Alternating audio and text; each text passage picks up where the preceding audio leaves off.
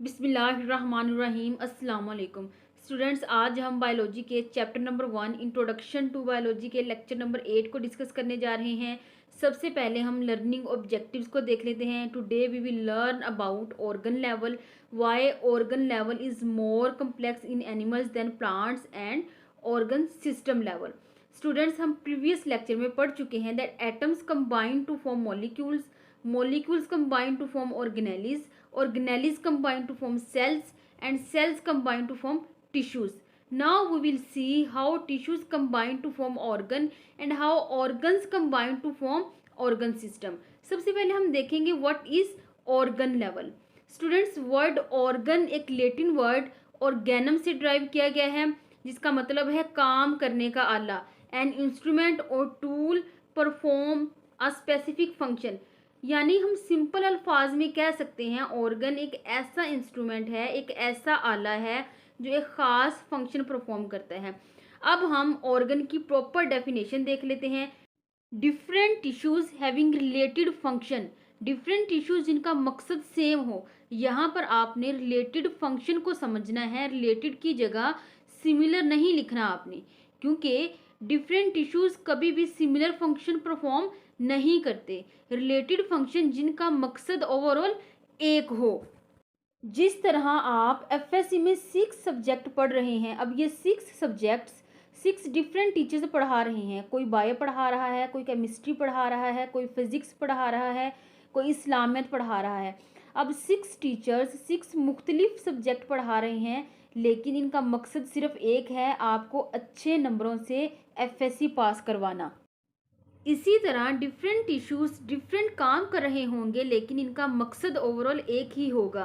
तो ऐसे different tissues जिनका मकसद एक ही हो आर असेंबल टुगेदर, वो इकट्ठे होते हैं इन आ स्ट्रक्चर, और एक स्ट्रक्चर बनाते हैं, और फिर वो स्ट्रक्चर क्या करते हैं, to carry out its function with great efficiency. वो अपने फंक्शन को बहुत ज़्यादा बेहतर तरीके से परफॉर्म करता है। Such a structure is called organ, ऐसे स्ट्रक्चर को हम ऑर्गन कहते हैं। और आपने एक बात याद रखनी है कि एक ऑर्गन एक ही स्पेसिफिक फंक्शन परफॉर्म करता है, यही लिखा है organ is specialised to perform a specific function. Revise कर लेते हैं डेफिनेशन को। डिफरेंट टिश्यूज जिनका मकसद एक ही हो, जब वो इकट्ठे होते हैं तो एक स्ट्रक्चर बनता है, और ये स्ट्रक्चर एक फंक्शन को बहुत अच्छे अंदाज में परफॉर्म करता है, और जो स्ट्रक्चर बनता है इसे ऑर्गन कहते हैं। और एक ऑर्गन एक स्पेसिफिक फंक्शन परफॉर्म करता है। आपकी बुक में बच्चे स्टमक की एग्जाम्पल दी हुई है। स्टमक एक ऑर्गन है और इसको एक स्पेसिफिक फंक्शन दिया गया है, डाइजेशन ऑफ फूड। आपके सामने स्टमक की डायग्राम है। बच्चे, मैंने आपको डेफिनेशन में बताया था ऑर्गन डिफरेंट टिश्यू से मिलकर बनता है जिनका मकसद एक ही होता है। तो यहाँ पर यही देखें आप, स्टमक 2 डिफरेंट किस्म के टिश्यू से मिलकर बना हुआ है। सेक्रेटरी एपिथेलियम टिश्यू जिसका काम गैस्ट्रिक जूस को रिलीज करना है, और दूसरा मस्कुलर टिश्यू जिसका काम कॉन्ट्रैक्शन का है। अब इन दोनों डिफरेंट टिश्यूज का मकसद एक ही है, फूड की डाइजेशन। अब हम थोड़ी सी एक्सप्लेनेशन को देख लेते हैं कि स्टमक कैसे फूड को डाइजेस्ट करता है।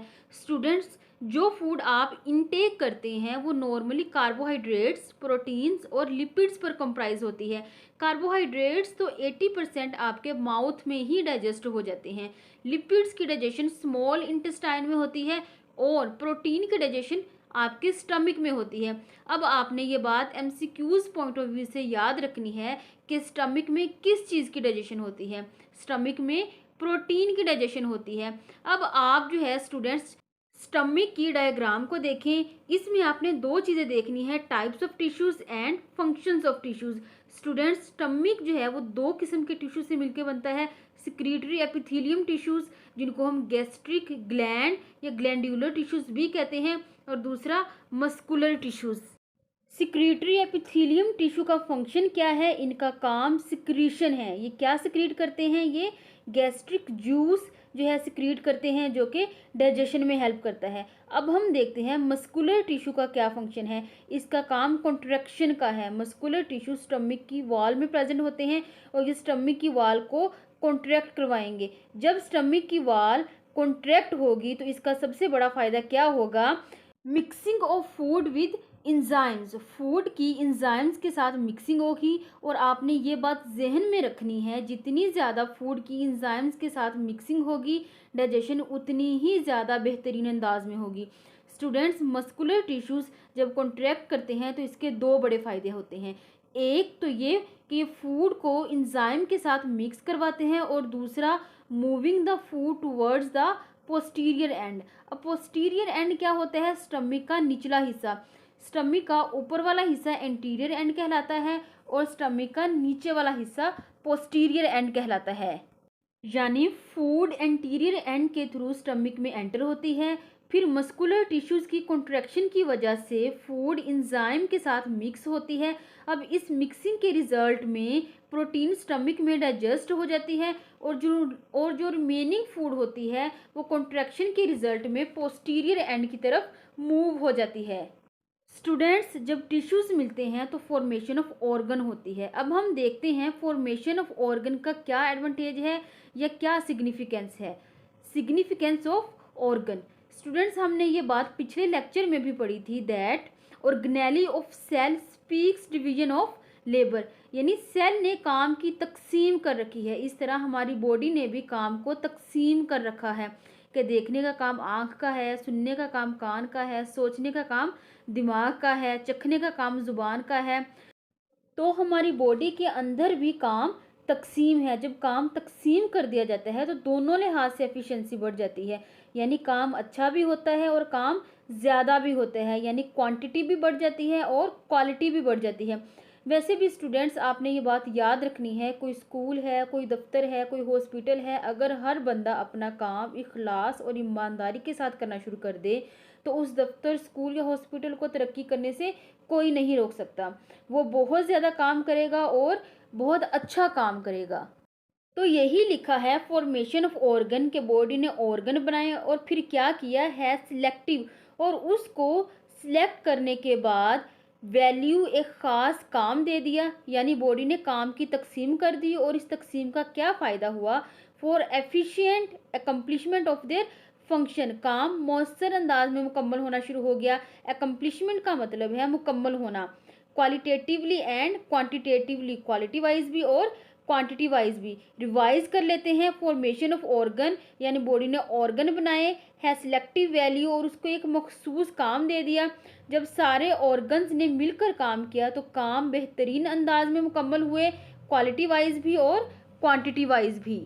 नेक्स्ट है हमारे पास why organ formation is more complex in animals than plants. इसका मतलब ये है कि प्लांट्स की निस्बत एनिमल्स में ऑर्गन की फॉर्मेशन ज़्यादा कॉम्प्लेक्स क्यों है? स्टूडेंट्स, इसका सिंपल सा रीज़न ये है कि एनिमल्स ने प्लांट्स की निस्बत ज़्यादा फंक्शन को परफॉर्म करना होता है।